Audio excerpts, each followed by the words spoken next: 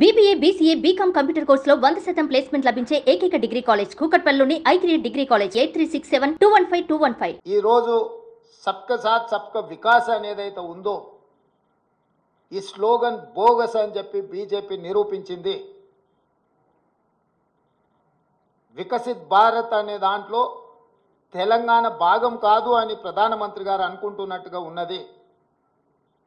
అసలు మొత్తం బడ్జెట్ను స్థూలంగా చూస్తే వికసిత్ భారత్ 2047 48,21,000 కోట్ల రూపాయల బడ్జెట్ను చూస్తే కుర్చీ బచావో బడ్జెట్ లాగా ఉన్నది. బీహార్కు ఆంధ్రప్రదేశ్కు తప్ప ఇతర రాష్ట్రాల పట్ల కేంద్ర ప్రభుత్వం వ్యవహరించిన తీరు కేవలం కుర్చీని కాపాడుకునే ప్రయత్నంలో భాగంగానే ఈ బడ్జెట్ను ప్రవేశపెట్టినట్టుగా కనిపిస్తుంది.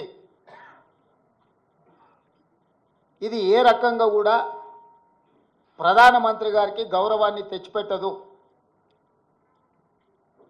ఇంతటి వివక్ష, ఇంతటి కక్షాపూరితమైన వ్యవహారం ఎప్పుడూ జరగలేదు. తెలంగాణ రాష్ట్రము, తెలంగాణ ప్రజలు 8 పార్లమెంట్ స్థానాలు 35% ఓట్లు బీజేపీకి ఇచ్చిండ్రు. తెలంగాణ ప్రజలు ఎలాంటి వివక్ష బీజేపీ పట్ల చూపించలేదు. తెలంగాణ ప్రజల యొక్క నిర్ణయం వల్ల ఈరోజు నరేంద్ర మోడీ గారు ప్రధానమంత్రిగా కుర్చీలో కూర్చున్నారు. 8 సీట్లను తెలంగాణ రాష్ట్రం నుంచి గెలిపిస్తే కృతజ్ఞత చూపించాల్సిన బీజేపీ కేంద్ర ప్రభుత్వం నరేంద్ర మోడీ గారు తెలంగాణ పట్ల కక్షాపూరితంగా వ్యవహరించారు. ఎన్నికల కంటే ముందు నేను పదే చెప్పిన ఓట్లు సీట్లు మాత్రమే తెలంగాణ నుంచి కావాలి, కానీ తెలంగాణ ఆత్మగౌరవం పట్ల కేంద్ర ప్రభుత్వానికి ఎలాంటి పట్టింపు లేదు అని. ఈరోజు అదే విధంగా కేంద్ర ప్రభుత్వం వ్యవహరించింది. కేంద్ర మంత్రిగా ఉన్న కిషన్ రెడ్డి గారు ఈరోజు తెలంగాణ ప్రజలకు సమాధానం చెప్పాలి. బీజేపీ అధ్యక్షుడిగా నరేంద్ర మోడీ గారి మంత్రివర్గంలో యూనియన్ క్యాబినెట్ మినిస్టర్గా కిషన్ రెడ్డి గారు బాధ్యత వహించాలి. తెలంగాణకు జరిగిన అన్యాయానికి తెలంగాణ ప్రజలకు క్షమాపణ చెప్పి తక్షణమే మోడీ మంత్రివర్గం నుంచి తప్పుకోవాలి కిషన్ రెడ్డి గారు. ఇంతటి వివక్ష ఎప్పుడూ జరగలేదు.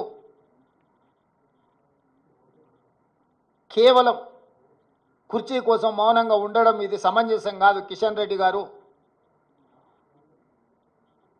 ఈరోజు తెలంగాణకు బయ్యారం ఉక్కు కర్మాగారం, Kazipet railway coach factory, IIM, ప్రతి రాష్ట్రంలో ఐఐఎం ఉంది. మేము ఐఐఎం కావాలి తెలంగాణ రాష్ట్రంలో లేదు అనిస్తే ధర్మేంద్ర ప్రధాన్ గారు నాకు లేఖ రాశారు, మీ రాష్ట్రానికి ఐఐఎం ఇవ్వము అని. భారతదేశంలో ప్రతి రాష్ట్రంలో విద్యార్థులు చదువుకోవడానికి ఐఐఎంలు ఉన్నప్పుడు తెలంగాణ రాష్ట్రానికి ఎందుకు ఇవ్వరు?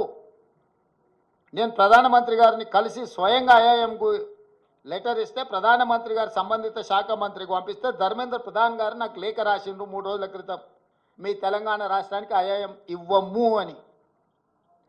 ఎందుకు ఇవ్వరు? ఐఐఎం మనకి ఇవ్వనప్పుడు కిషన్ రెడ్డి గారు ఎందుకు కొనసాగుతున్నాడు కేంద్ర మంత్రిగా? పాలమూరు రంగారెడ్డి ఎత్తిపోతలకు కేంద్ర ప్రభుత్వం ఎందుకు నిధులు ఇవ్వను అంటుంది? పోలవరం నిర్మాణానికి 1000 కోట్ల రూపాయలు ఇచ్చే కేంద్ర ప్రభుత్వం ఎందుకు పాలమూరు రంగారెడ్డి ఎత్తిపోతలకు కేంద్ర ప్రభుత్వం ఆర్థిక సహాయం చేయనంటుంది?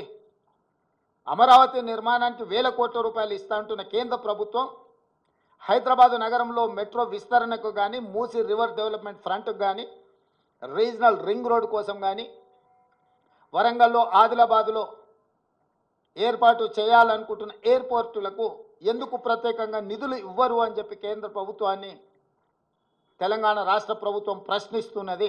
సుమన్ టీవీలో మీ పర్సనల్ అండ్ బిజినెస్ ప్రమోషన్స్ కోసం కింది నెంబర్కి కాంటాక్ట్ చేయండి.